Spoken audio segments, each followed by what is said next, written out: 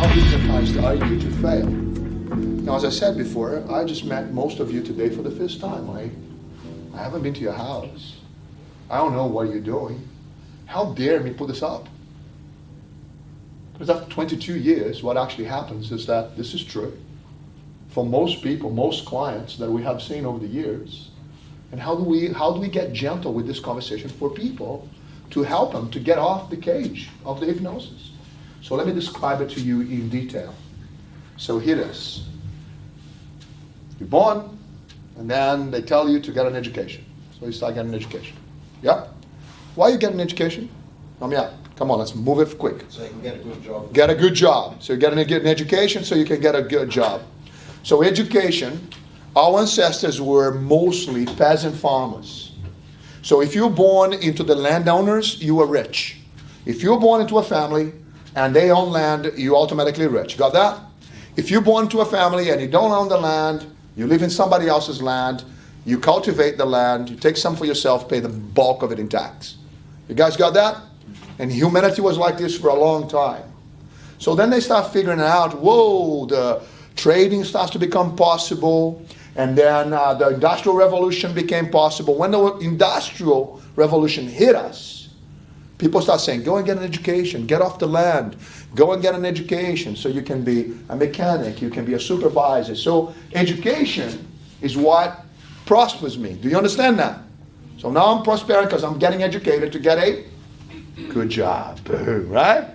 So now I'm getting a good job. So far, so good. And then people said, hey, get a very good education because then you become an accountant. Right. You become a doctor. Yeah. You become those high elite conversations, right? So it starts to become this. But something else is happening. What? So you get an education and then you get some point and you meet someone special. Right? Someone along, you get an education, and then you get a job. Boom. The moment that you get a job, you start matching your income to your expenses.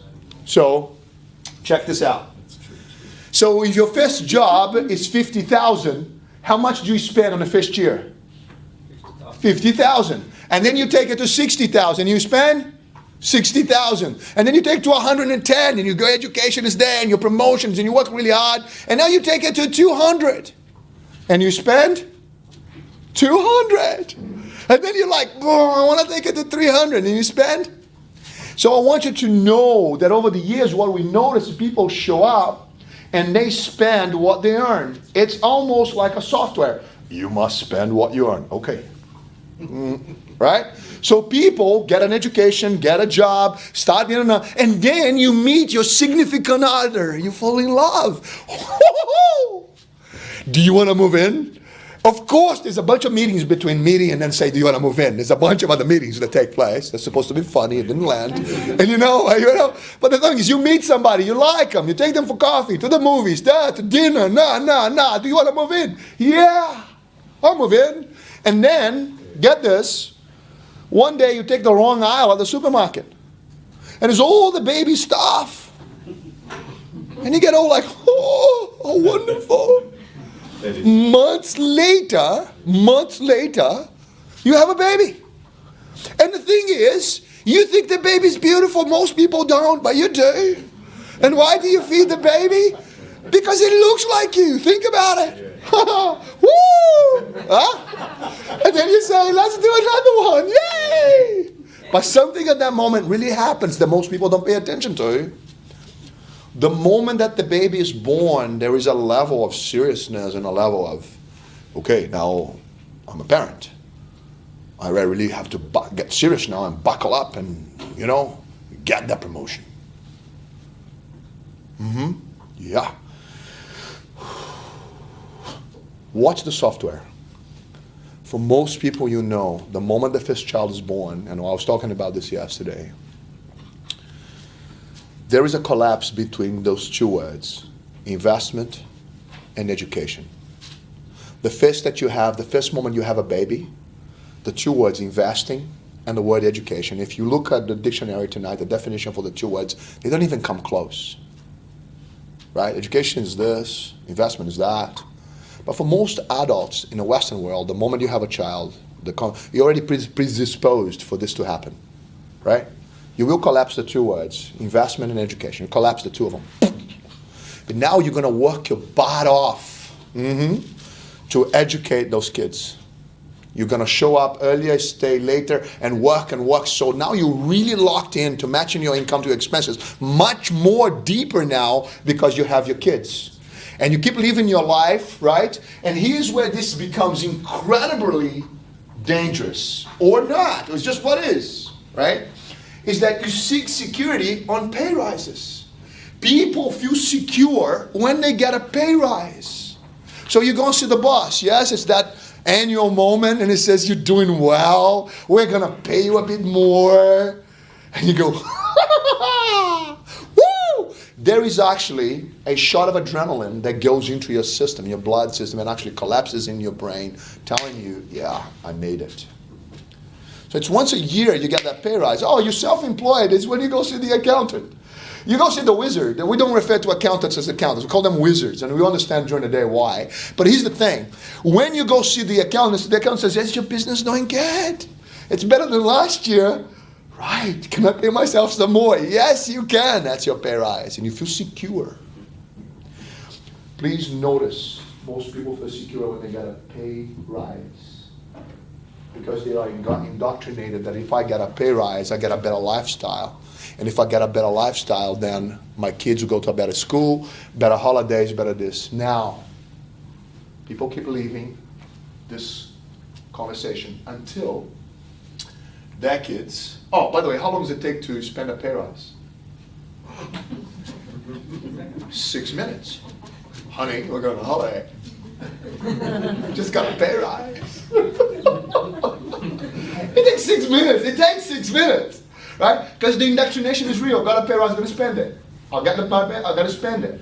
So I want you to know the wealth creation. It's a slogan people use it. But people actually don't know how to get rich for real. That's true. And because I'm in this gig. I'm matching my income to my expenses. I work for money. Money doesn't work for me. It's underneath this hypnosis. So now, what is actually happening is this. People are genuinely confused. The word confused is real about wealth and lifestyle. So if you met a guy, and we have clients that come and they own 300 grand a year, 350 grand a year, and they have expense issues and expenses because they match in their income to their expenses. And they are even like, oh, I'm doing well. Got it. You may have good income. I'll tell you something. Everything being equal, they're spending it all. And what actually happens is like this. The moment that you have a baby, we're going to buy a house now. It's the right thing to do, right? And politicians get voted in and out about, the new premier. This is like she walks in first day says, we're going to now work on people being able to buy the houses. You're watching the hypnosis at play. It's like, really? Really? Is that the best thing? But you understand that there is social agreement. I am not judging them down. I'm not judging them up. It's just what is. I'm just observing. Okay. Because I'm going to get educated. I'm going to get my pay rise to a point I can buy a house, and I'll buy a house. Now check out these people, how they go. I'm going to be working my butt off, trying to get the pay rise, educate my children. I'll buy a house. I keep paying the house off. Get this. And when my kids, and I'm in my 50s now, and my kids are about to leave the house, then I'm going to say, hey, how am I going to land this thing?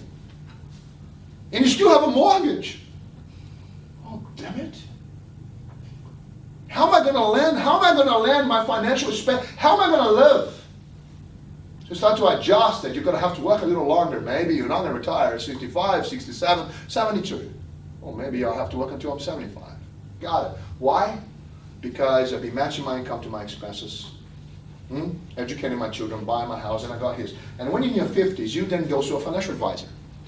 And this is exactly what you're going to say. And if you don't say it, it's going to be implied. You're going to sit in the financial advisor's office. You're going to tell them your story. And somewhere on the line, you're going to say, I'm conservative. Conservative. I'm conservative. This is what you're going to say. I'm conservative. The truth is, you don't know what you are. You never played. You may freaking be a genius. Master, and you don't know. So imagine if there was a genius pianist inside of you, but your house never had a piano. You know what I mean? Like this pianist that lives inside of you, but it never came out. Just didn't have access to the piano. Right? It works like that because the hypnosis, and then we go, boom, how am I going to, this is the majority of people we know. And it's producing a result. Breaking through the hypnosis is extremely important. When we take clients across Australia, from Darwin to Brisbane to Perth to Melbourne, this is the average Australian. They are 46 years of age. That's average, taking everybody in, okay? So if I was to just put Sydney in here, the numbers will move up a little bit. The numbers will be interesting. If we just put Sydney, it'll be 1.1 million. Mortgage, get this, 700. You guys got that? And super won't move up too much either.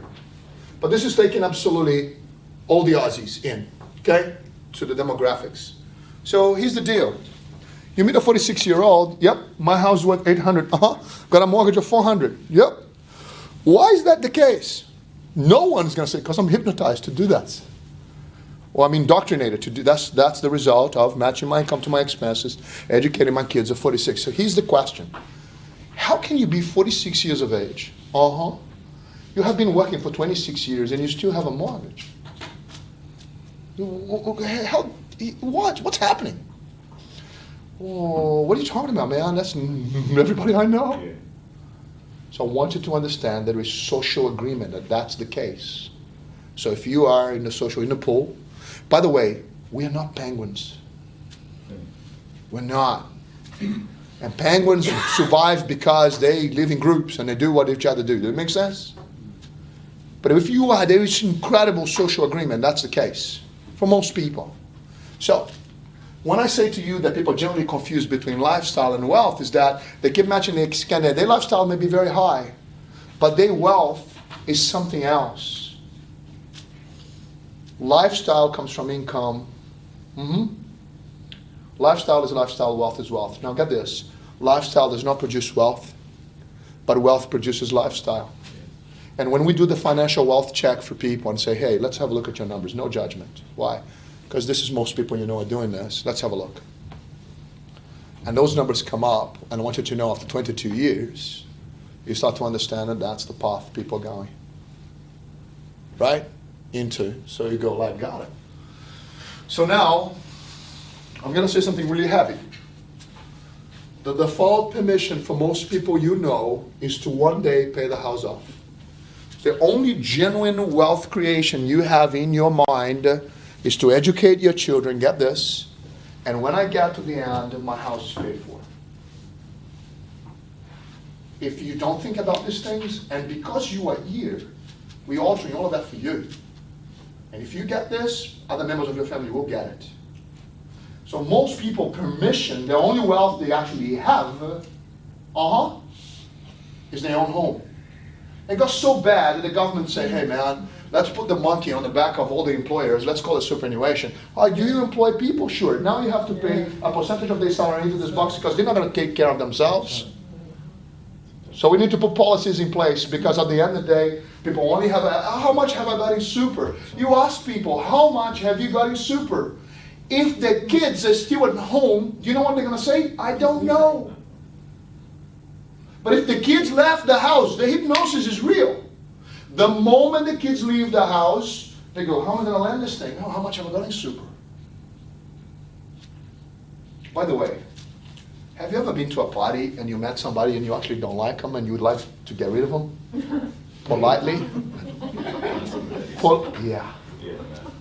Oh, you do. Oh, you got to. So if you're at a party and you bump into someone and you go, oh, not him again.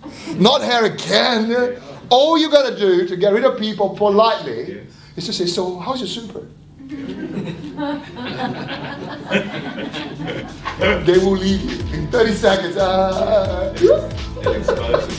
Because they go like, there is now and again, you may save somebody. So how's your super?